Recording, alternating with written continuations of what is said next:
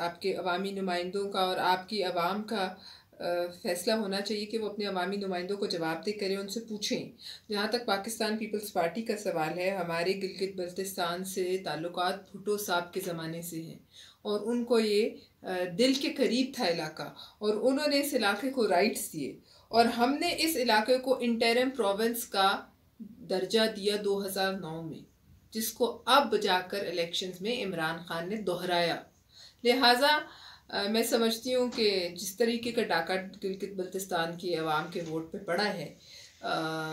वो आपको चंद दिनों में नज़र आ जाएगा कि जब ये हुकूमत अगले 1.5-2 साल में यहाँ से रवाना होगी, तो मैं समझती हूँ गिलगित बल्तिस्तान के अवाम के हाथ भी इसी तरह खाली होंगे जैसे बाकी पाकिस्तान के हाथ और जेबें खाली।